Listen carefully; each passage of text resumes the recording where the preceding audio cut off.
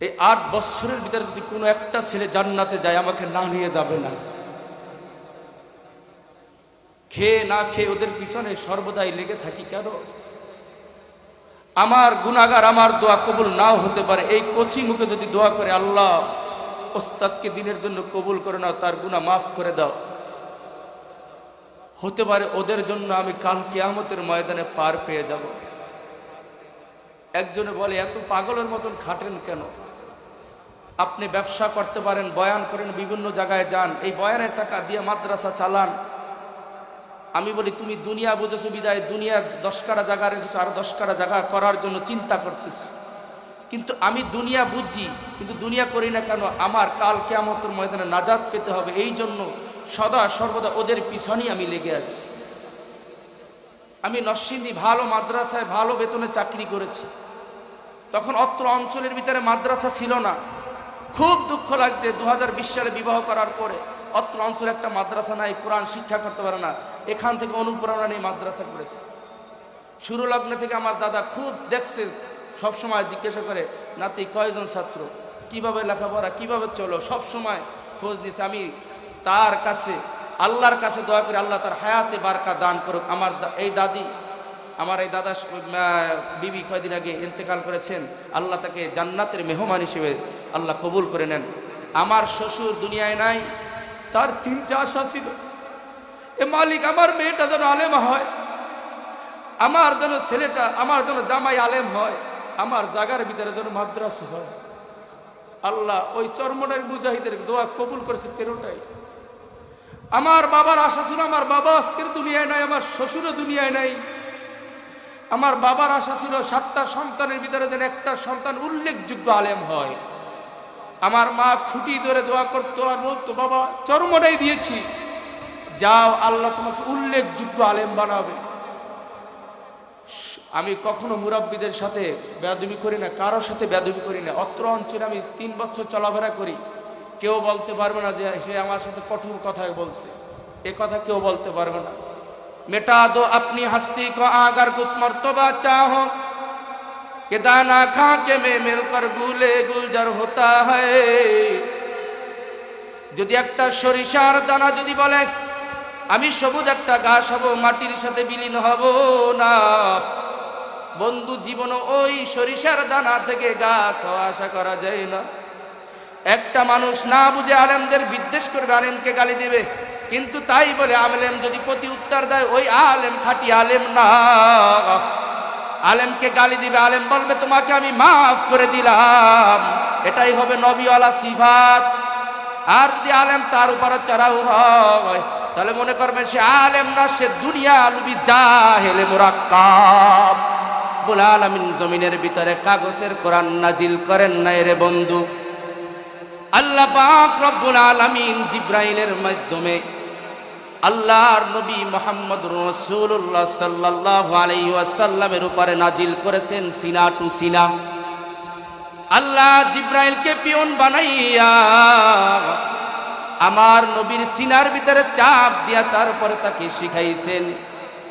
ওরে বন্ধু, দুনিয়ার ভিতরে আমি বলেছিলাম কোরআন 2 প্রকার, এক হলো কাগজের কোরআন আর হলো জিন্দা কোরআন। কাগজের কোরআন এটা লিপিবদ্ধ করে আলমারিতে রাখা হয়, যখন মনে চায় তখন পড়া হয়। এমন ব্যক্তি আছে যাদের কোরআনের উপরে ঘরের ভিতরে কোরআন রাখা হয়েছে, কোরআন উপরে ময়লা পড়ছে।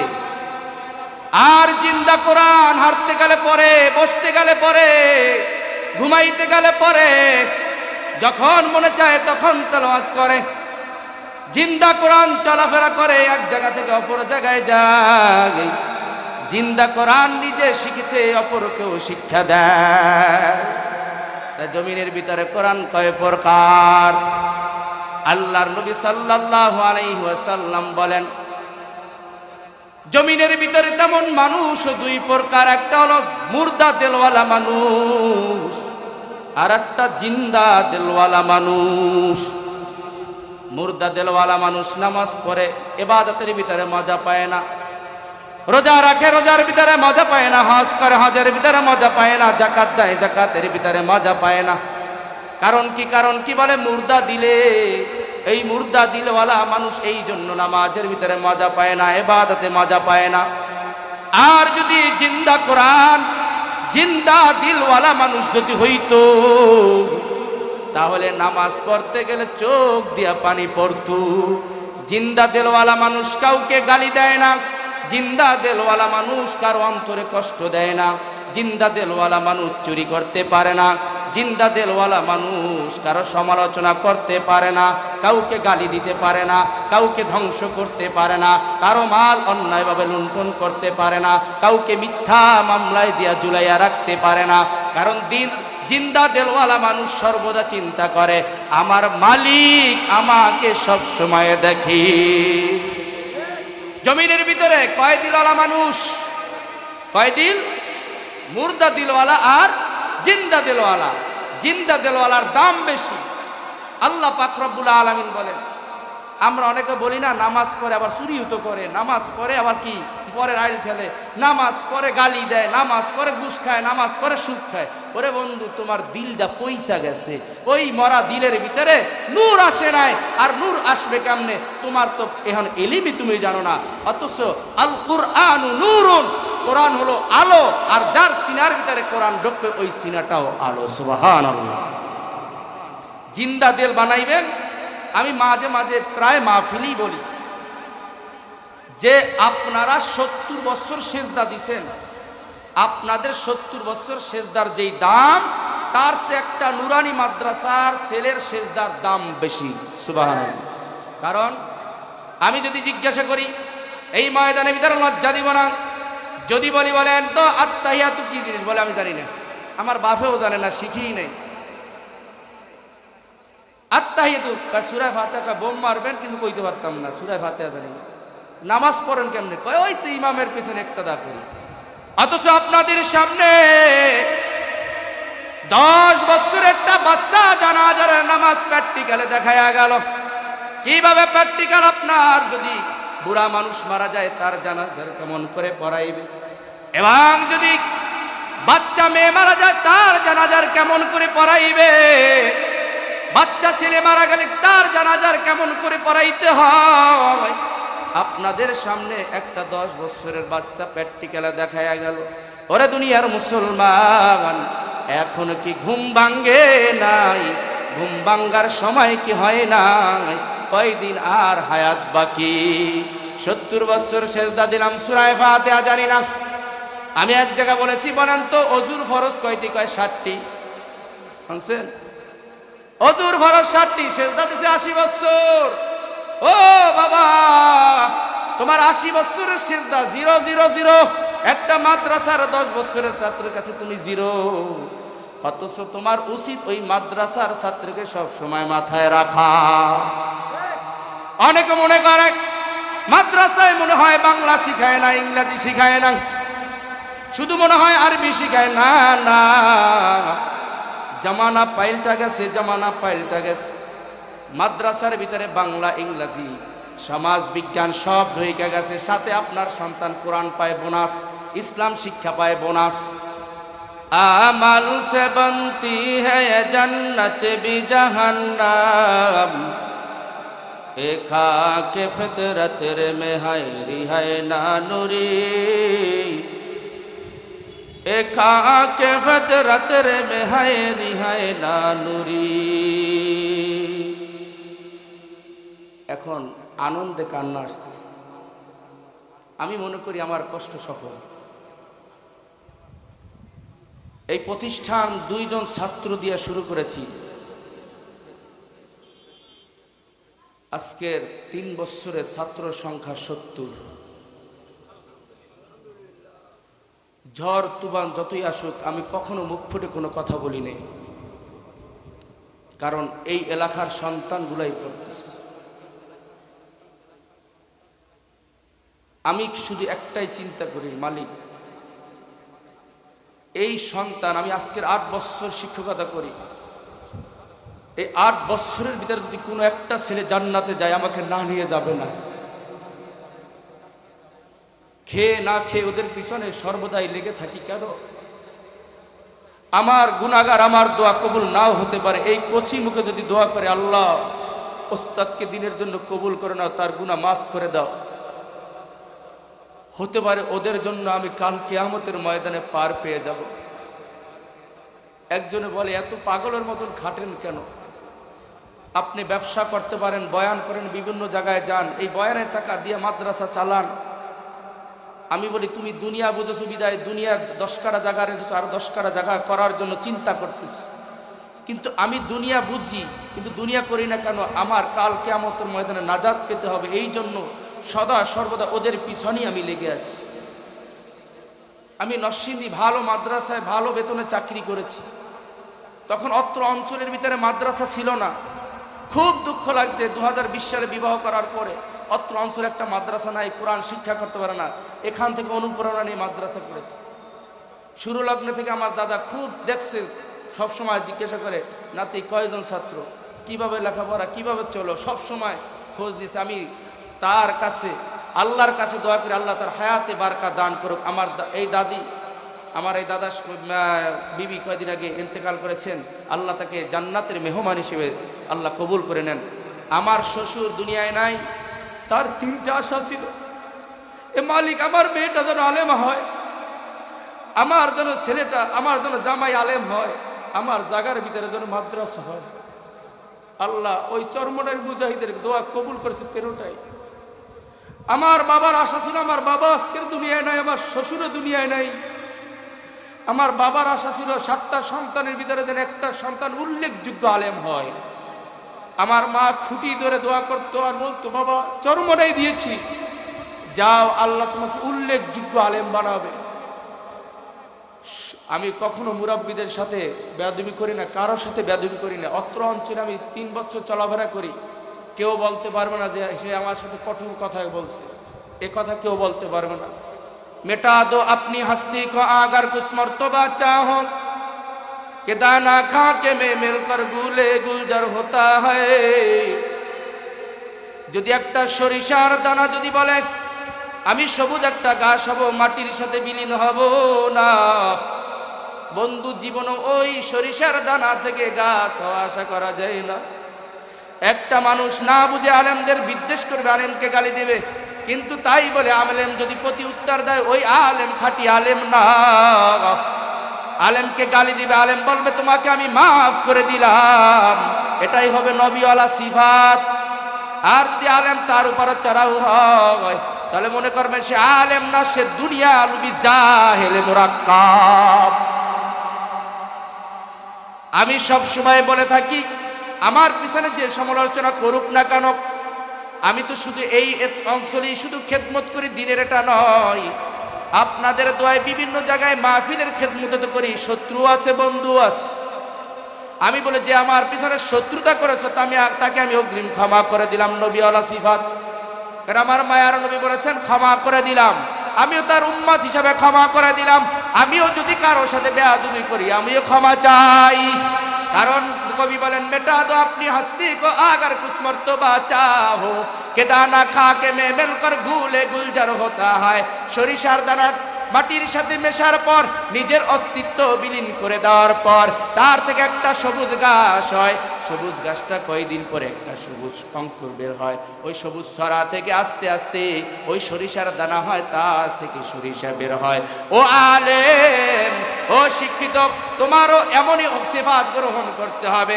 তোমাকেও জমিনের ভিতরে মিটাই দিতে হবে।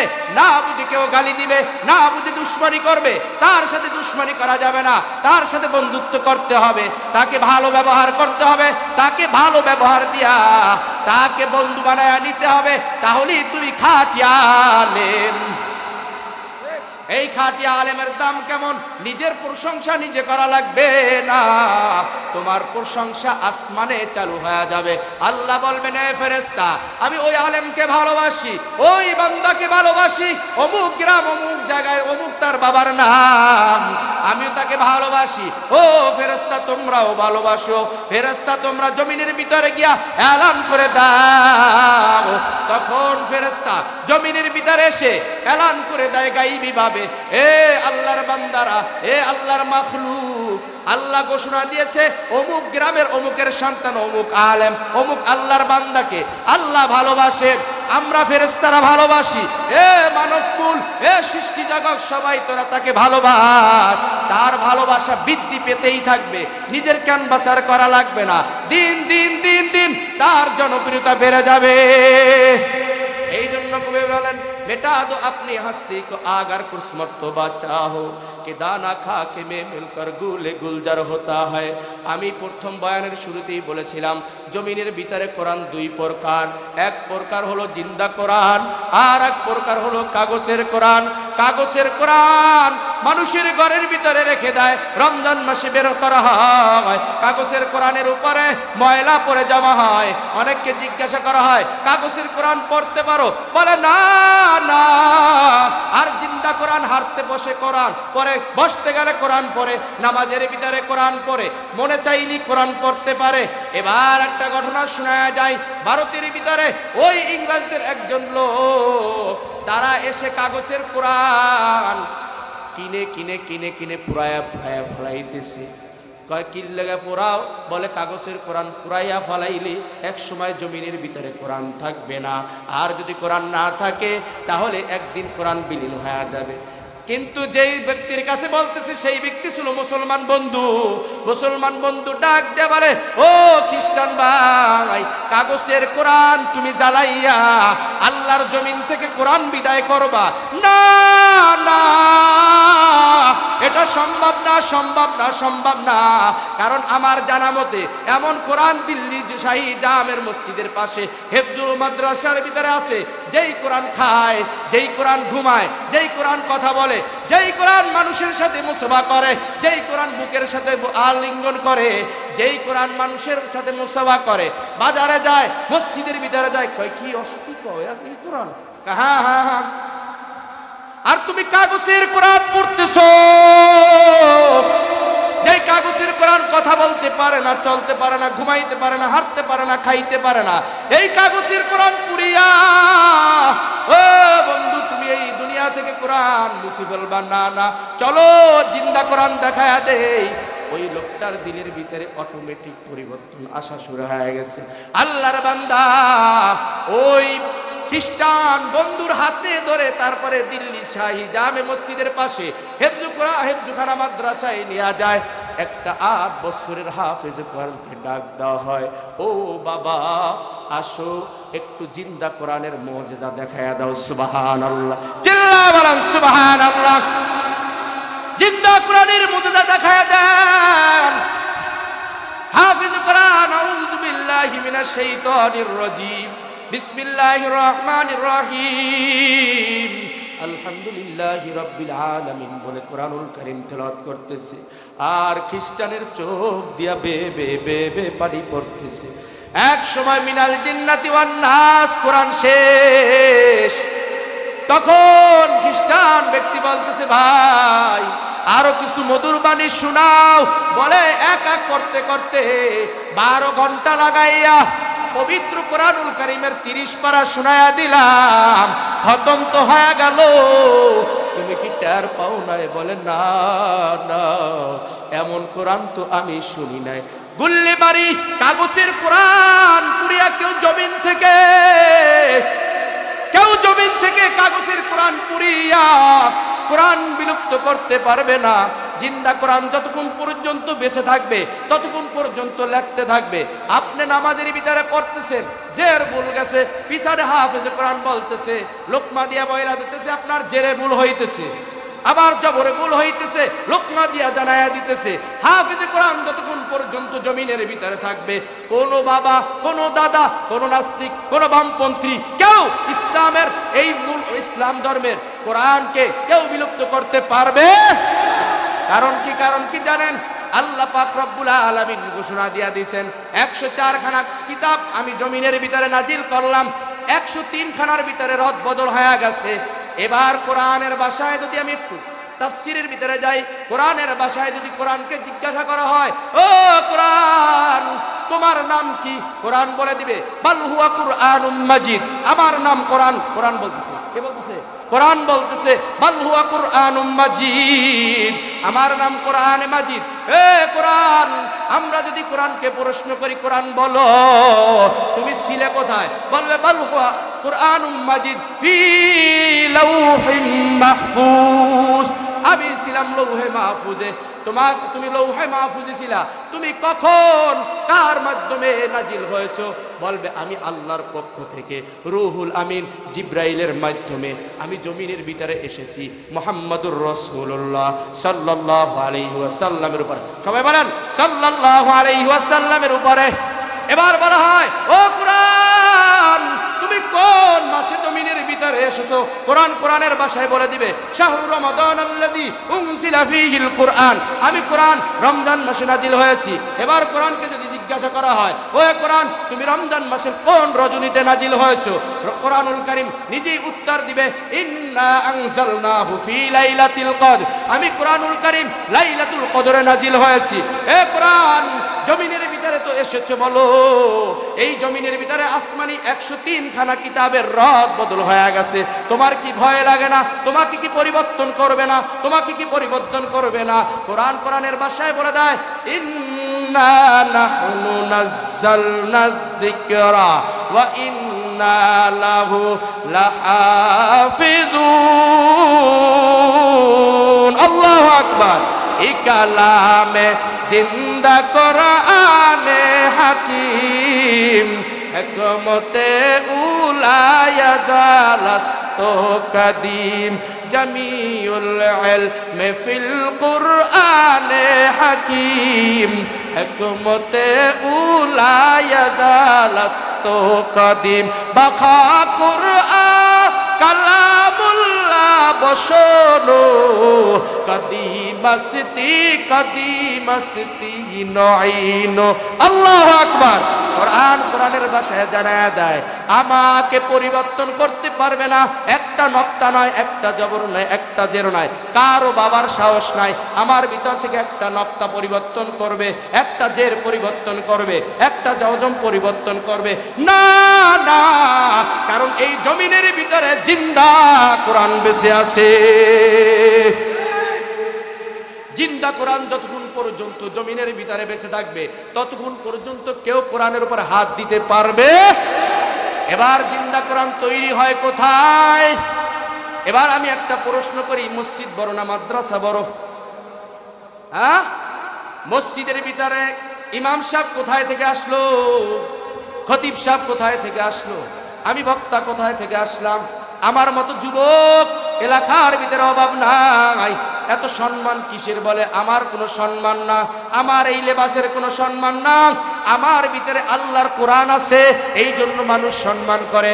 আল্লাহর কোরআন আছে এই জন্য বক্তা সাহেব বলে ডাকে, আল্লাহর কোরআন আছে মাওলানা সাহেব বলে ডাকে, আল্লাহর কোরআন আছে হাফেজ সাহেব বলে ডাকে, আল্লাহর কোরআন আছে এই জন্য মুফতি সাহেব বলে ডাকে। যদি আমার ভিতরে কোরআন না থাকতো, আলেমের ভিতরে যদি কোরআন না থাকতো, তাহলে আমার ভিতরে আর আওয়াম মানুষের ভিতরে কোনো পার্থক্য নাই। আলেমের ভিতরে এবং আওয়াম মানুষের ভিতরে কোনো পার্থক্য নাই। তাহলে জিন্দা কোরআনের দাম বেশি নাকি কাগজের কোরআনের দাম বেশি? কাগজের কোরআনও দরকার, নাহলে পড়বো কোথায় থেকে?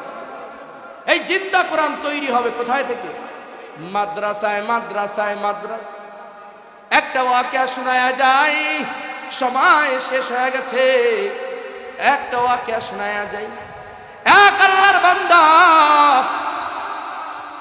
কোনো কিছু জানতো না, মূর্খ মানুষ, কোনো শব্দ জানতো না।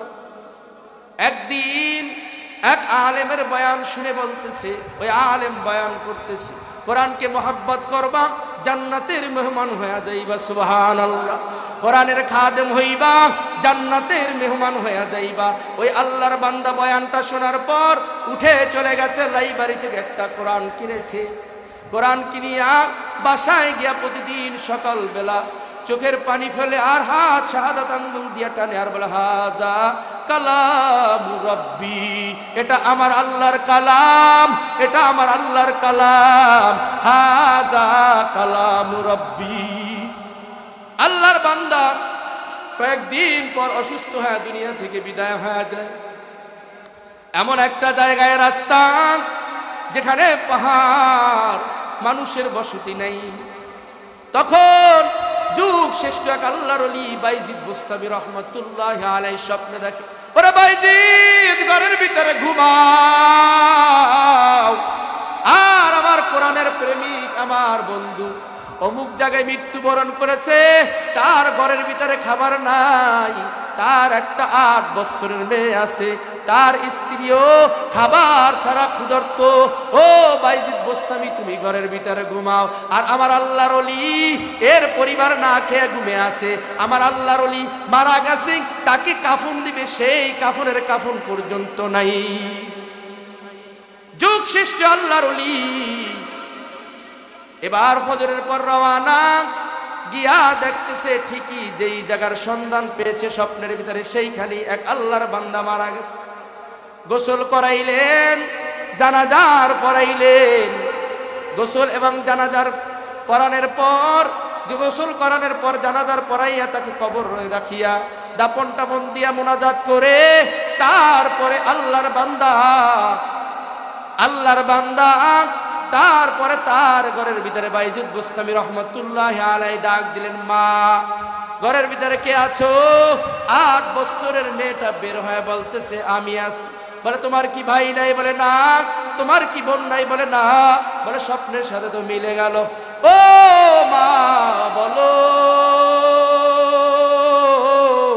তোমার বাবা কি এমন আমল করত যার কারণে আমি স্বপ্নে দেখেছি তোমার বাবার সব কিছু পূরণ করলাম, গোসল দিলাম, জানাজার পড়াইলাম, কাফন দিয়া দিলাম। এই তোমার বাবা দুনিয়া থেকে বিদায় হয়ে গেছে, তোমাদের সংসার চালানোর জন্য এই টাকা পয়সা দিয়ে গেলাম। কিন্তু আমার জানতে ইচ্ছা হয় তোমার বাবা কি এমন আমল করত যার কারণে আমি স্বপ্নের ভিতর তোমার বাবাকে দেখলাম। তখন সন্তান তার থেকে কোরআনুল কারীমটা নামায়া বলতেছে, এই কিতাবটা আল্লাহর কোরআন আমার বাবা বলেছে।